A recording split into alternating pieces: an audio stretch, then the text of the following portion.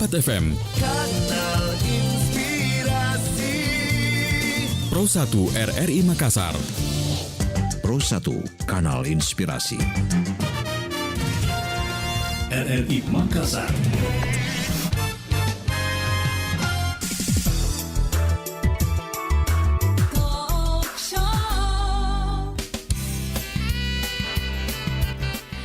Assalamualaikum warahmatullahi wabarakatuh. Selamat siang pendengar Pro 1 dimanapun Anda berada. Pukul 11 waktu Indonesia Tengah kami hadirkan sesi pengarus utamaan gender hari ini Kamis 14 Juli 2022.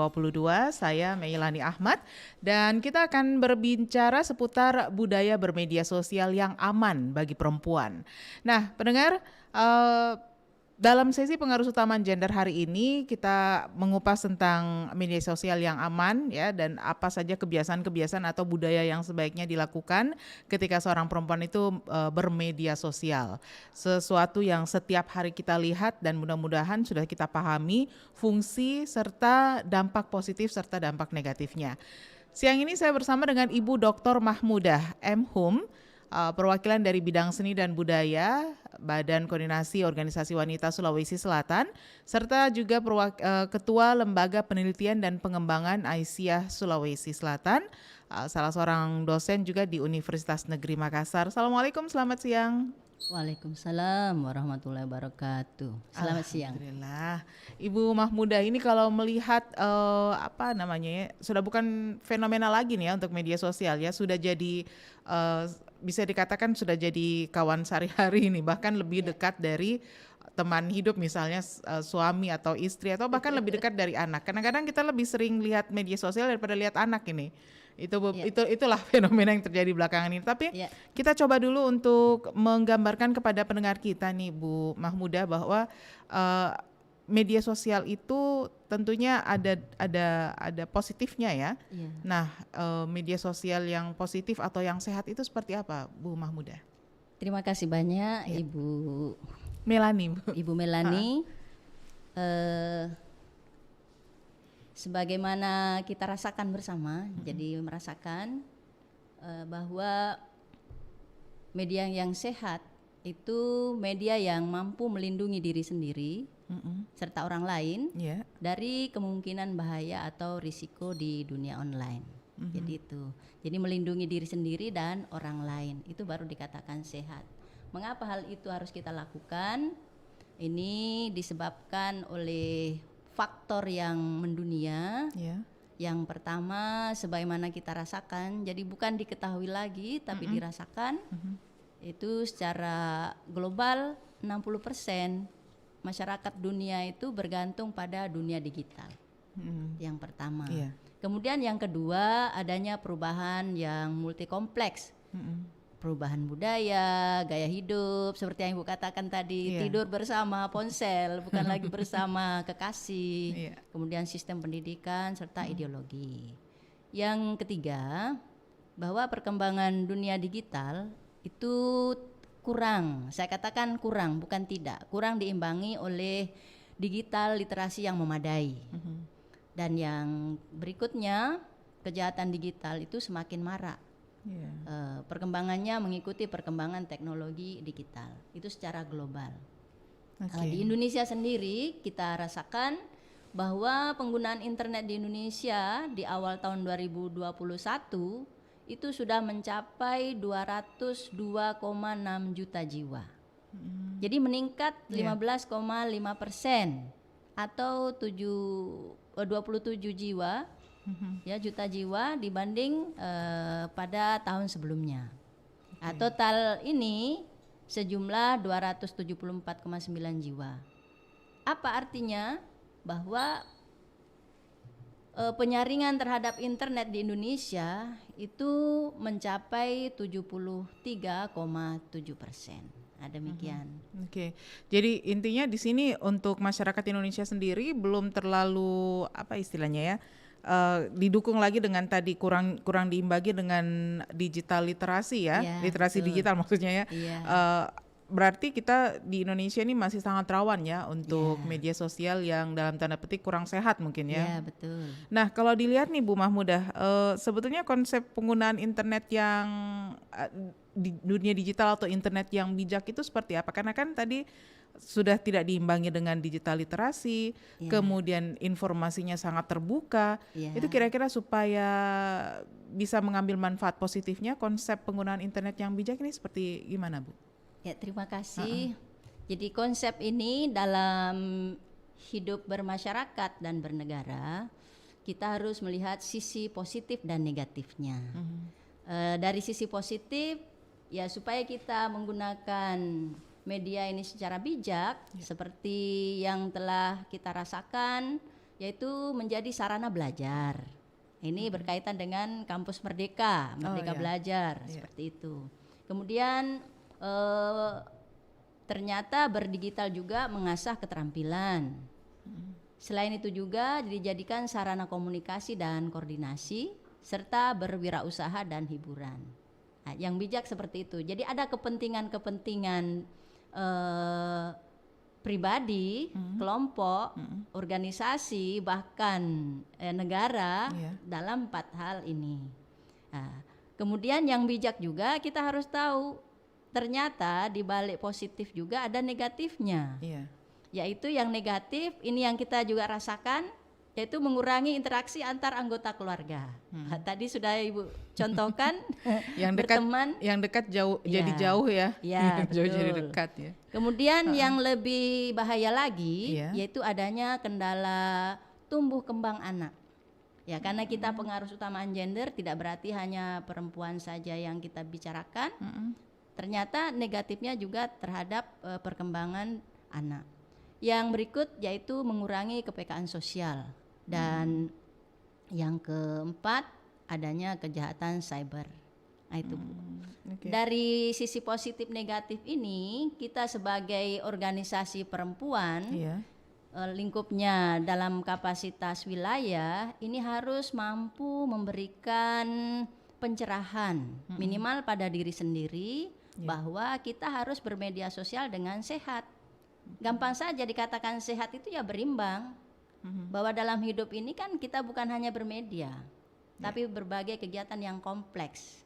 Ya, jangan justru bermedia lebih menguasai kita sehingga kita tidak ada di mana-mana tapi kemana-mana. Oke. Nggak ada apa? Nggak kemana-mana tapi bisa berada di mana-mana ya. Oke, tinggal di rumah terus HP-nya aja di depan HP saja seperti itu ya.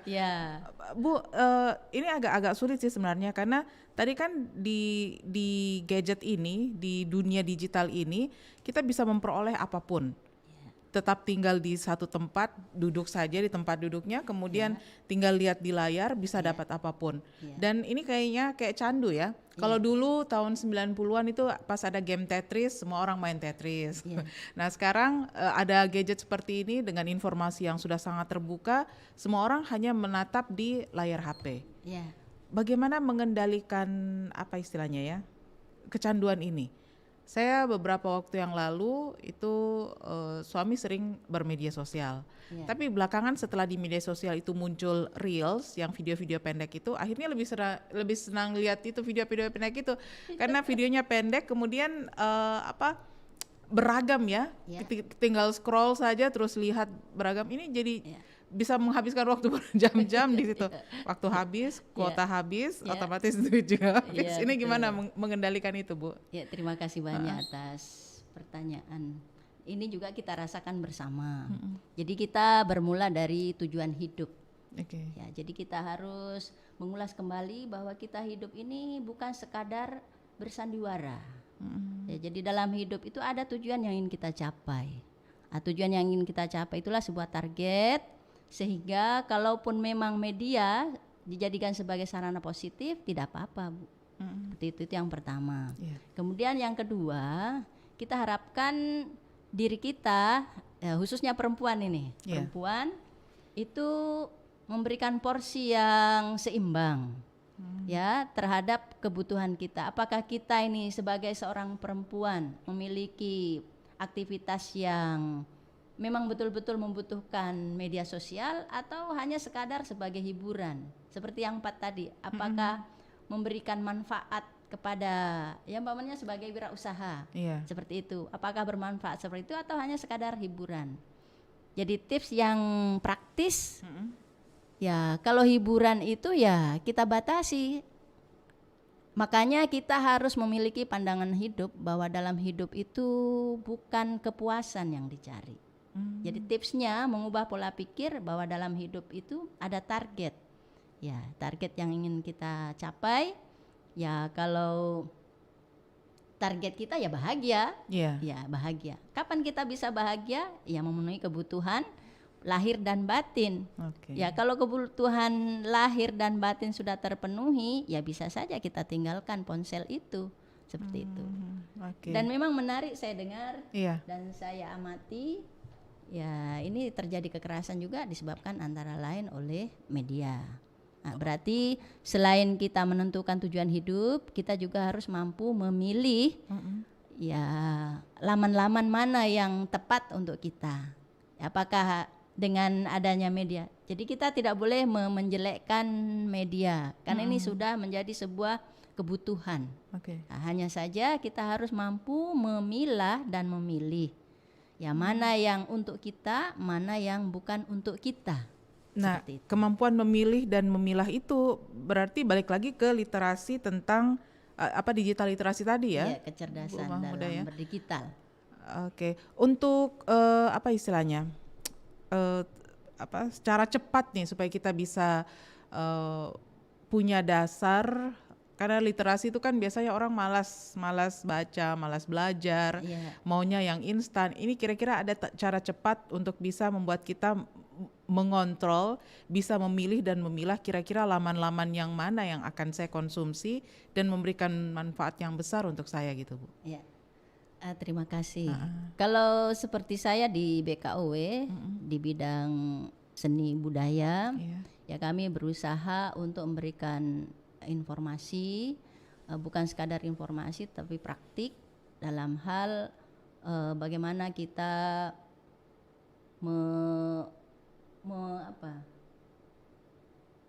membudayakan budaya lokal umpamanya.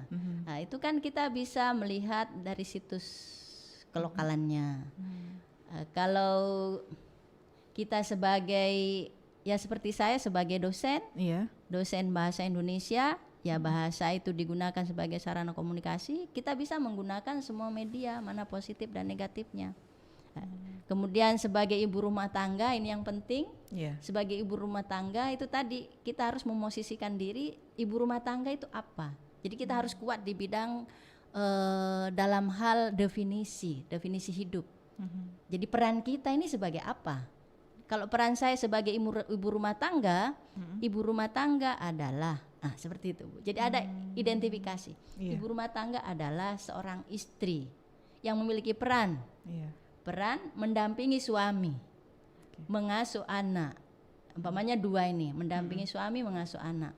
Ya, mendampingi suami dan mengasuh anak itu kan informasi tidak khusus atau tidak utama diperoleh dari media. Seperti itu. Informasi lain kan bisa melalui membaca buku atau ya kalau Muslim mendalami ya. Kita ini masyarakat beragama yang mendalami agama kita masing-masing seperti itu. Sehingga ternyata sebagai seorang ibu rumah tangga itu harus memperhatikan anak. Ya, kalau memang tidak ada kemampuan memperhatikan anak, bisa lagi memula ke media sosial. Ternyata membina anak yang baik itu seperti ini. Berarti nanti laman-laman yang dicari itu misalnya tentang pola pengasuhan atau parenting ya. Jadi memang fokusnya pada hal-hal yang memberikan manfaat kepada pengguna internet itu. Bu Mahmudah, kita jeda dulu sejenak. Sebentar kita akan balik lagi masih di pengarus utama gender. Anda yang berkomentar boleh ya. Kita lagi live di Facebook Pro 1, fanpage Facebook Pro 1 RRI Makassar. Dan juga Anda bisa berkomentar melalui pesan WhatsApp di 0821 3333 9440 atau bisa juga mendengarkan telepon kami di nomor yang sama. Kami akan segera kembali setelah informasi berikut ini. Aku ingin sekali mendapatkan perlakuan yang sama seperti Kak Rudi. Ayah selalu mendukung pendidikannya, sedangkan aku dilarang melanjutkan kuliah. Rudy, setelah ini kamu lanjut studi Ayah S3-mu selalu ya. bilang, aku anak perempuan yang ujung-ujungnya hanya akan menjadi seorang istri dan mengurus rumah tangga. Padahal, aku ingin sekali menggapai cita-citaku. Rudy, ayah sudah belikan kamu laptop, mobil. Ayah juga dan selalu lain-lain. memberikan apa yang Semua Kak Rudi atas perlu nama dan kamu. inginkan. Sedangkan aku tidak.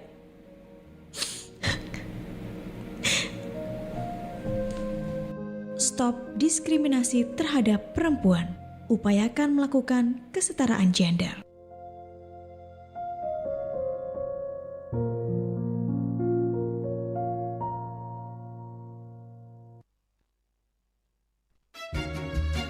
Ini suara anak-anak Indonesia. Indonesia keren, semua ada di sini. Mereka berbicara tentang Indonesia. Indonesia itu baik, orangnya ramah-ramah, murah senyum lagi. Tempat di mana mereka dilahirkan. Indonesia itu seperti mama dan papa aku, memberikan semua yang ku mau. Tempat mereka akan menjadi seseorang yang besar. Indonesia itu aku, kalau nggak ada Indonesia, ya nggak ada aku. Jadikan tanah ini selalu menjadi seperti yang mereka katakan. Tempat yang ramah bagi anak-anak. Tempat di mana mereka berlindung sehingga akan menghasilkan generasi penerus bangsa yang sehat, cerdas, ceria, berakhlak mulia, dan cinta tanah air. Aku bangga menjadi anak Indonesia. Aku bangga menjadi anak Indonesia. Aku bangga menjadi anak Indonesia. Pro 1, Kanal Inspirasi. RRI Makassar.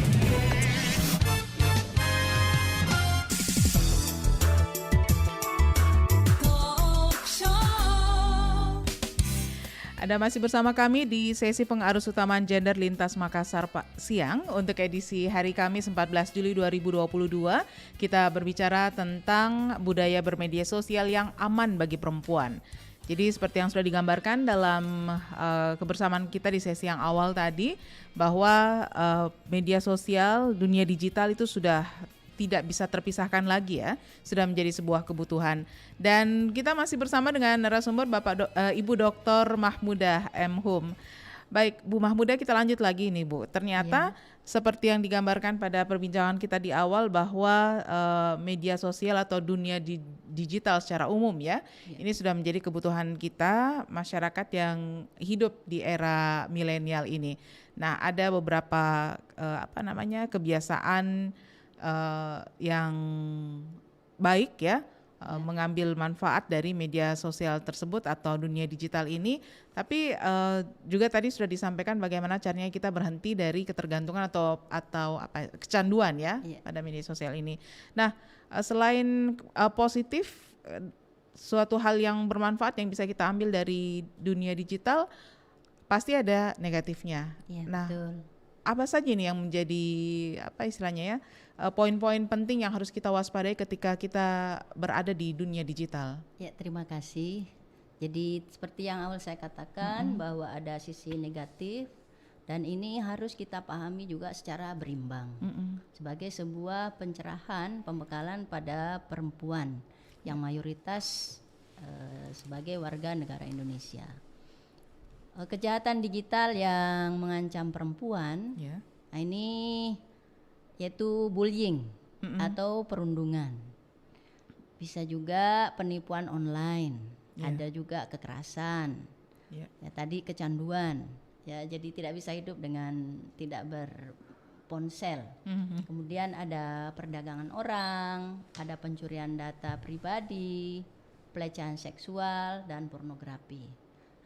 Yang lebih menarik kaitannya dengan perundungan atau ya di bullying, ini biasa kita melihat selama ini itu perilaku yang tidak menyenangkan baik secara verbal maupun secara fisik yang diterima oleh seseorang atau sekelompok orang. Yang mana itu?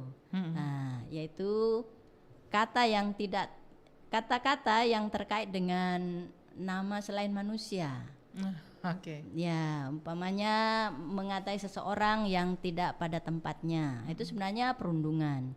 Kemudian kata yang terkait dengan sifat sifat sesuatu yang tidak manusiawi. Kemudian ada juga kata yang terkait dengan ketidakmampuan seseorang, dan kata secara umum atau kata yang terkait kelakuan. Dan ini perlu diketahui bahwa ternyata selain kita mengalami kekerasan psikis, juga kita ternyata akan mendapat tindakan karena sudah ada undang-undang IT-nya, seperti itu. Nah, ini yang belum banyak diketahui oleh masyarakat, sehingga kita dirugikan berkali-kali. Sudah rugi tadi yang Ibu katakan, rugi kuota, rugi nama baik, juga rugi kita diadili, seperti yang pernah atau yang telah kita dengar atau kita lihat bersama, seperti itu. Sehingga kita sebagai perempuan ya harus mengantisipasi diri ya dengan cara ya tidak berbuat hal itu. Umpamanya tidak berkata yang tidak senonoh, seperti itu. Ya, umpamanya lagi kalau kita mau ya sedang emosi, ya bisa tidak kita mengubah kata-kata negatif itu menjadi positif. Umpamanya kepada keluarga. Kalau kita sedang marah kepada anak, apalagi sekarang itu kan ada gejala marah itu sudah melalui ponsel. Kalau lagi emosi di posting di status ya. Seperti itu. Nah, itu kan bagus kalau kita marah kepada anak presiden ini. Begitu. Bisa tidak kita mengubah sesuatu yang negatif itu menjadi positif, dan sesuatu yang positif itu bermula dari negatif. Maksud saya, kita marah itu kan negatif semua. Tapi pada saat kita marah bisa tidak nanti jadi presiden ini. Bukan sebaliknya, seperti itu. Tapi kebiasaan di masyarakat itu kalau orang tua rata-rata ya Bu ya, kalau orang tua lagi marah, lagi emosi, ini anak memang ini nakal sekali nih. Biasanya seperti itu ya.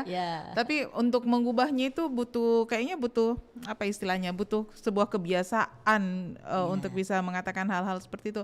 Ada satu fenomena lagi nih Bu, kalau kita melihat perempuan ketika menggunakan media sosial, berhubung karena dia perasaannya lebih tinggi daripada logikanya, kadang-kadang kalau lagi ribut sama suami atau lagi kesel sama anak atau apapun itu biasanya distatuskan, dibuat saya lagi kesel ini misalnya, anak saya kok begini atau suami saya kok seperti ini, atau mungkin lagi kesel sama teman biasanya dibuatkan status dasar bermuka dua misalnya atau apa gitu.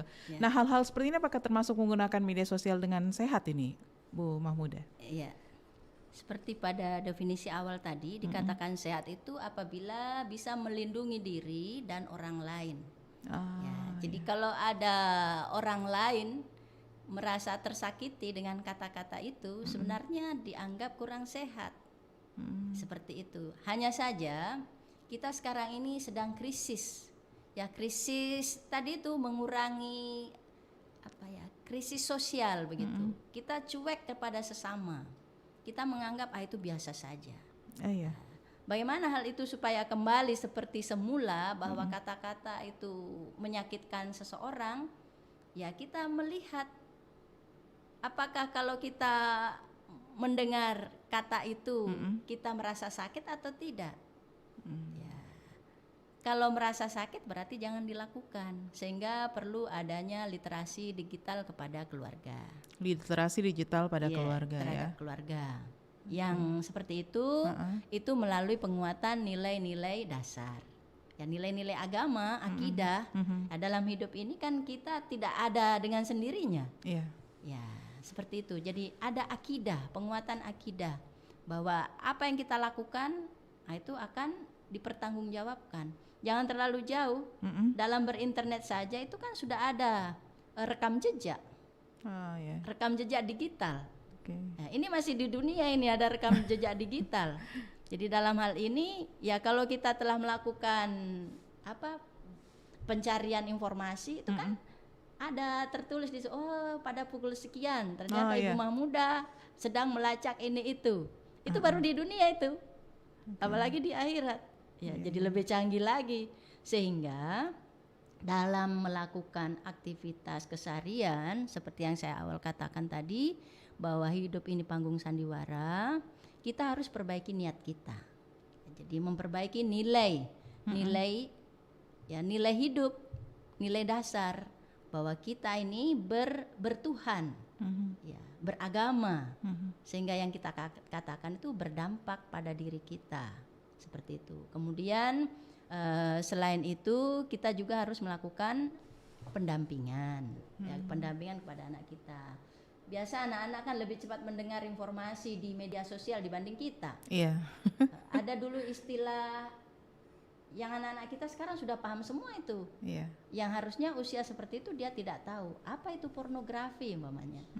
Apa itu pokoknya yang negatif-negatif itu yang harusnya dia tidak boleh tahu. Makanya dengan adanya digital yang tidak bisa kita bendung ini, langkah kita yaitu melakukan pendampingan terhadap anak-anak kita. Oke, kalau anak-anak itu sudah kita dan anak-anak kita itu sudah bisa mengendalikan diri ya ketika melakukan berinteraksi di dunia digital, apakah itu media sosial dan sejenisnya, yang penting ada di digital lah ya. Kita udah bisa ada kendali di situ, tapi terkadang ketika kita diperhadapkan pada menyikapi apa yang kita lihat ya di media sosial, misalnya ada status dari teman, di berandanya teman misalnya ada kata-kata yang kayaknya dia nyinggung saya nih, atau biasanya kan orang ada kata-kata kalau media sosial itu nggak usah baper, kalau lihat media sosial nggak perlu baper, tapi kadang-kadang tersinggung juga. Nah ini ujian juga kali ya untuk bisa mendewasakan diri bahwa di media sosial itu tidak semuanya harus ditanggapi dengan perasaan ya. Ya betul. Kembali lagi saya sampaikan, sebenarnya laki-laki dan perempuan itu sama. Bukan berarti perempuan lebih tinggi perasaannya dibanding laki-laki, bukan. Allah menciptakan laki-laki dan perempuan itu sama. Hanya karena budaya kita itu yang membentuk kalau laki-laki tidak boleh menangis. Padahal laki-laki juga menangis. Bisa menangis. Ya. Makanya kita harus mensejajarkan dalam arti bahwa laki-laki dan perempuan itu sama, sehingga dalam hal bermedia sosial ya kita harus tadi itu yang memiliki perasaan tersinggung atau tidak tersinggung bukan hanya perempuan, laki-laki juga menyikapi ketersinggungan. Nah ini kembali lagi tadi pada penanaman nilai-nilai dasar kita. Kalau kita jadi apakah tipe kita itu suka menyindir orang? Berarti kalau tipenya seperti itu biasa cepat tersinggung. Nah, untuk menghindari bagaimana supaya kita tidak memiliki perilaku itu, ya kembali bahwa dalam hidup ini kita harus berlaku baik. Ya berlaku baik itu tidak menyakiti orang lain. Tidak menyakiti orang lain itu bisa dalam media sosial, bukan lagi bisa ada di media sosial, seperti itu. Ya. Jadi ini pada dasarnya memang sesuatu yang harus kita biasakan, Bu ya. Karena biar bagaimana kalau tidak terbiasa juga justru kebiasaan yang memang sudah bawaan lahir mungkin ya. Apalagi budaya. Budaya kita. Itu kan sebuah pembiasaan yang menjadi sebuah bukan lagi tuntunan tapi kebutuhan. Budaya Bugis Makassar umpamanya. Kita kan menghargai ke yang tua.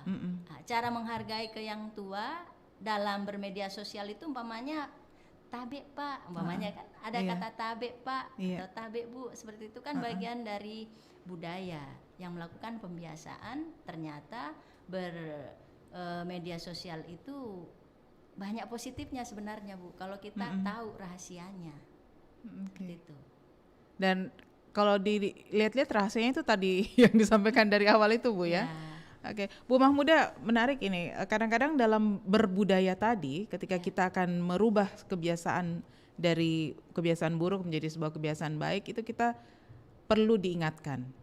Nah, ketika mengingatkan inilah bagaimana peran peran gender ini, masing-masing gender ini untuk bisa saling mengisi, mengingatkan bahwa apa yang dilakukan itu salah tanpa harus menyinggung atau menyebutkan kekhasan dari gender masing-masing.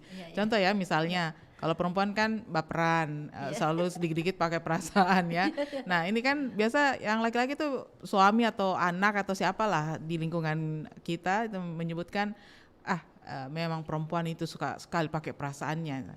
Atau biasa kita perempuan ke yang laki-laki, wah ini memang laki-laki enggak pakai perasaan gitu kan. Akhirnya menyerempet-nyerempet ke bullying ini ya, menyerempet-nyerempet ke perundungan ini. Gimana sebaiknya menyikapi nasihat dari yang berlawanan dengan gender kita, kemudian sempat menyerempet ke kekhasan dari gender masing-masing nih Bu. Makasih banyak. Ini menarik dengan adanya media sosial. Sebenarnya kita lebih dewasa. Tidak lagi. Jadi kita sekarang terbuka. Terbuka dalam artian ternyata menjadi seorang perempuan itu tidak hanya sebatas umpamanya menjaga perasaannya, tapi juga harus bermasyarakat. Dengan bermasyarakat kita melihat ternyata banyak tipe yang harus saya hadapi dan saya harus mampu menyesuaikan diri. Nah, itu bisa diperoleh positifnya dari bermedia sosial. Sebaliknya juga laki-laki, bahwa laki-laki dalam agama itu, dalam agama Islam, ya itu kan sebagai pemimpin dalam rumah tangga, masih koma. Masih koma. Pemimpin dalam rumah tangga. Ya, tidak berarti pemimpin itu bersifat otoriter. Pemimpin yang baik, itu. Pemimpin yang baik itu pemimpin yang mampu menyeimbangkan atau mengimbangi siapa yang dipimpinnya. Nah, sebenarnya laki-laki itu lebih feminis dibanding perempuan. Kenapa Bu? Seperti Nabi Muhammad itu feminis. Ya karena kan laki-laki memikirkan semuanya.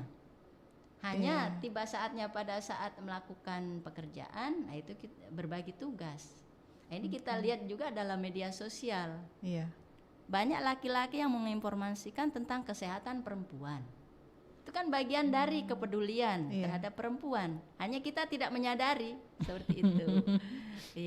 Jadi berbicara tentang pengurus-utamaan gender, ini bukan mengagungkan perempuan, kemudian laki-laki itu subordinat di bawahnya, atau sebaliknya, enggak seperti itu Bu ya? Ya, jadi pengurus-utamaan gender itu kesalingan. Saling menghargai, saling membantu sehingga untuk mencapai tujuan bersama itu tercapai, yaitu keluarga sakinah umpamanya dalam lingkup rumah tangga. Dalam lingkup negara ya menciptakan baldatun thayyibatun warabun ghafur. Itu juga masuk dalam bermedia. Ya, kan Menteri Komunikasi Informasi sudah gencar memperjuangkan bagaimana kita memanfaatkan media sosial dari yang negatif ini menjadi positif, seperti itu. Jadi bukan media sosialnya dilarang, tapi dimanfaatkan ya, diambil sisi positifnya.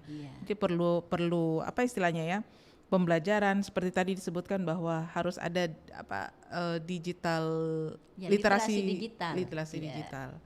Wah ini menarik. Tapi saya sempat agak lebih mau memperdalam tentang pernyataan Bu Mahmudah tadi bahwa laki-laki itu lebih feminis dari perempuan. Menarik kan Bu?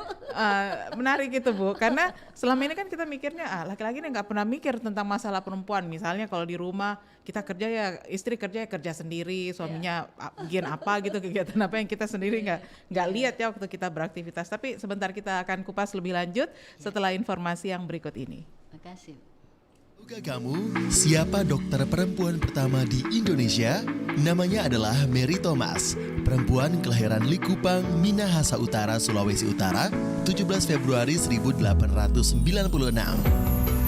Ia adalah lulusan dari Sekolah Pendidikan Dokter Hindia Belanda atau Stovia pada tahun 1922. Selain itu, ia merupakan dokter Indonesia pertama yang menjadi spesialis dalam bidang obstetri dan ginekologi. Ayahnya bernama Adrian Thomas dan ibunya bernama Nicolina Maramis. Ayahnya seorang tentara yang membuat keluarganya harus terus pindah ke berbagai daerah di Indonesia. Namun, ini juga memungkinkan Mary untuk mendapatkan pendidikan di berbagai sekolah dari Sulawesi hingga Jawa. Setelah menyelesaikan studinya di Stovia pada tahun 1922 dan dia diakui sebagai lulusan wanita pertama Stovia, Mary Thomas kemudian memulai prakteknya di rumah sakit utama di Batavia bernama Centrale Burgerlijke Ziekenrichting. Sekarang merupakan rumah sakit umum Pusat Nasional Dr. Cipto Mangunkusumo. Mary Thomas kemudian bekerja di Medan, Manado. Lalu kembali ke Batavia dan bekerja di Rumah Sakit Budi Kemuliaan yang didirikan oleh Yayasan Sofia. Mary sempat menjadi asisten Nicolaas Burma, seorang dokter Belanda yang spesialisasi dalam bidang obstetri. Pada tahun 1950, ia mendirikan sekolah kebidanan di Bukit Tinggi yang merupakan sekolah kebidanan pertama di Sumatera dan yang kedua di Indonesia.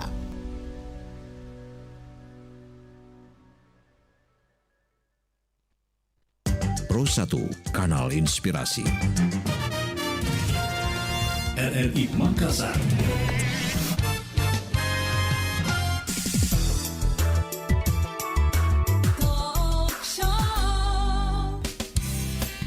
Masih di Lintas Makassar Siang, sesi pengarus utamaan gender dan juga masih bersama dengan Ibu Dr. Mahmudah M. Hum yang merupakan perwakilan dari bidang seni dan budaya BKOW Sulawesi Selatan.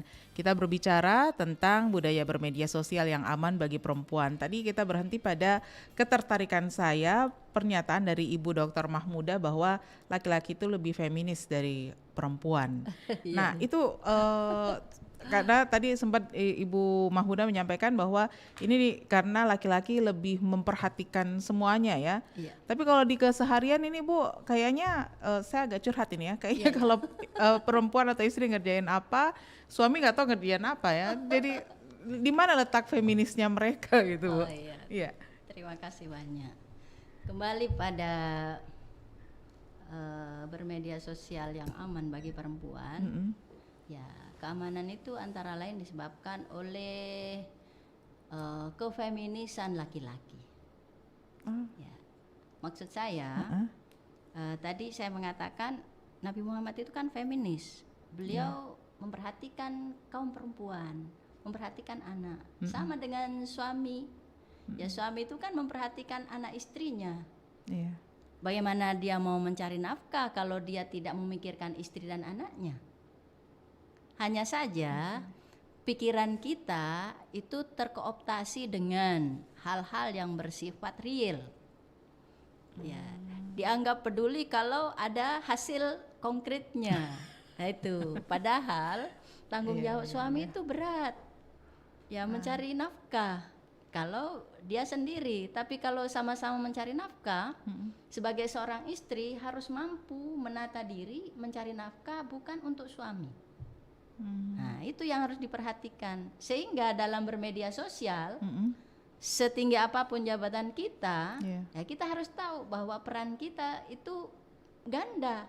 Dan gandanya itu tidak memberatkan diri, semampang kita ikhlas. Seperti itu, Bu. Nah, bisa kita lihat di media sosial umpamanya peran saya berperan sebagai dosen. Tentu berbeda dalam bermedia sosial, peran saya sebagai seorang anggota BKOW. Ya, dalam BKOW ya kurang lebih 60 organisasi perempuan se-Sulawesi Selatan. Itu kita berkomunikasi dengan berbagai gaya dan kekhasannya. Itu kan butuh pengetahuan, dan pengetahuan itu tidak muncul dari diri kita sendiri. Patut diduga pada saat kita bermedia itu kan bertanya ke suami kita, Pak, kira-kira apa yang saya katakan? Itu kan bagian dari keterlibatan suami saling seperti itu.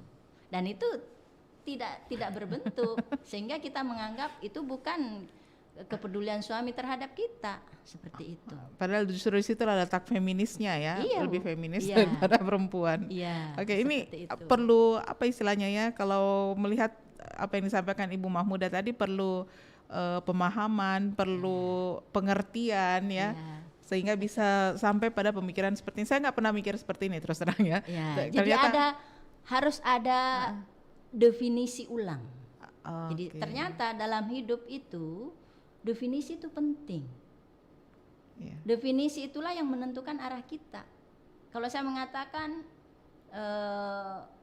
bermedia sosial yang sehat itu apa? Kalau saya senang, umpamanya. Saya katakan sehat kalau saya senang. Itu kan berbeda dengan definisi seperti yang saya katakan tadi. Dikatakan sehat kalau tidak menyakiti orang lain dan melindungi diri sendiri. Seperti itu, Bu. Jadi definisi itu penting. Iya. Dan sepertinya kalau definisi itu jelas, maka persepsi pasti bisa sama ya, karena sudah jelas definisinya ke mana. Seperti itu. Ini bagian dari solusi bagaimana kita bermedia sosial secara aman. Jangan sampai wah ini sampai tengah malam apa saja ini dikerja di umpamanya pegang HP. Ya, karena tidak ada kesepakatan bahwa kita memegang HP itu umpamanya ada keperluan bisnis, keperluan mengajar, sehingga biar kapanpun kita memegang ponsel, pasangan kita tahu, oh istri saya sedang berkepentingan, seperti itu. Dan sebaliknya kita melihat suami kita, oh sedang berponsel, oh pasti kepentingan dengan kantornya, dengan relasinya, oh sedang. Nah, seperti itu. Sehingga batasan-batasan seperti itu menjadikan kita ya aman bagi sebenarnya bukan hanya bagi perempuan, tapi karena pembahasan kita ini pengaruh utamaan gender, ya aman bagi perempuan dan sekitarnya. Perempuan dan sekitar, termasuk yang ada sekitarnya ya laki-laki itu ya. Iya. Oke, Bu Mahmuda, konsep aman tadi itu ya. Tapi saya garis bawahi dulu bahwa pemikiran perempuan itu terkooptasi pada hasil yang real, itu harus dirubah, harus lebih pengertian, harus lebih melihat mendalam lagi bahwa laki-laki itu ternyata lebih feminis daripada perempuan. Harus diterima kenyataan itu. Dicontohkan oleh Nabi Muhammad SAW. Baik, kemudian untuk konsep bahwa berinternet yang aman bagi diri sendiri dan orang sekitar. Nah, ini kadang-kadang di internet kan pengguna internet khususnya perempuan, apalagi perempuan yang muda itu lebih gampang harus diakui ya bahwa lebih gampang terbujuk ya. Apalagi kalau sudah ada yang tampil sebagai hero walaupun hero-nya ini di dunia maya. Iya, betul. Itu bagaimana istilahnya supaya anak-anak kita, perempuan-perempuan muda khususnya ya tidak terperangkap atau terbujuk dengan hero dalam tanda petik ini yang tidak kelihatan wujudnya tapi muncul di dunia maya. Iya, betul. Itulah tugas kita sebagai perempuan khususnya seperti yang saya katakan tadi, mendampingi ya sebagai pendamping anak-anak kita, dan kita memberikan pemahaman itu tadi nilai-nilai dasar bahwa kita hidup ini ya ada tujuannya. Itu yang pertama. Yang kedua, kalau bermedia sosial, apalagi anak-anak kita sudah harus menggunakan media sosial untuk belajar, ya kita harus menyampaikan bahwa pertama tidak boleh sembarang buka laman. Yang kedua, kalau ada yang menggiurkan ya konsultasikan dulu ke ibu atau ke ayah. Tidak usah malu-malu. Makanya peran kita sebagai seorang ibu itu harus menjadi teman bagi anak kita, sehingga anak kita menganggap kalau ada sesuatu yang asing baginya, dia langsung lari ke ibunya. Bu, ini apa maksudnya? Seperti itu. Dan ini saya lihat terjadi pergeseran. Anak-anak kita sudah tertutup dengan orang tua. Itu antara lain juga disebabkan oleh orang tua yang mungkin antara lain karena faktor kesibukan. Padahal kesibukan atau yang lainnya itu tidak bisa dijadikan alasan. Apalagi media ini tadi. Ya media ini tadi dengan adanya media sosial ini justru memperdekat kita kepada anak kita. Ya kita boleh berpuisi, berpantun, boleh bercanda dengan anak kita dengan menggunakan mosi-mosi yang unik. Artinya kita kuasai anak kita dalam arti ya walaupun kita jauh dengan anak kita merasa kalau saya tidak menghubungi ibu saya atau saya tidak chat ibu saya sepertinya tidak enak. Ada yang hilang begitu. Ya, jadi itu kekuatan ada pada doa orang tua kepada anaknya. Itu yang pertama. Yang kedua, kita juga perlu membekali anak-anak kita bahwa dalam hidup itu usia kerja. Semasa SMP, SMA itu belum usia kerja. Sehingga kalau ada yang mengiming-imingi atau ada yang kamu cantik ya, kamu ini ya boleh ketemu di sini ya lewat WA umpamanya atau lewat Facebook. Atau ditawarin jadi model misalnya atau ditawarin jadi model. Gitu. Ya, kita sudah bekali anak-anak kita itu tadi, lekatkan dulu ke kita sehingga anak kita sebelum memutuskan sesuatu patut diduga berkonsultasi dulu kepada orang tuanya. Seperti itu. Oke. Ya, kalaupun ada hal seperti itu, anak-anak kita sudah diajari berpikir kritis. Ya, berpikir kritis dalam hal ini ya karena sudah bermedia sosial, minimal ada pertanyaan apa, siapa, ya mengapa dia seperti itu, saya kenal enggak ke dia, ya di mana dia berada, seperti itu. Jadi pertanyaan-pertanyaan itu ditata dengan baik. Kalau tidak sesuai, perlu dipikirkan kembali. Jadi tidak boleh serta-merta ada yang menawari sesuatu, kemudian tiba-tiba langsung kepincut begitu. Tapi harus dikomunikasikan dulu. Tapi ini susah. Untuk tidak susah, yaitu tadi anak kita dimodali dengan nilai-nilai akidah yang tinggi, seperti itu.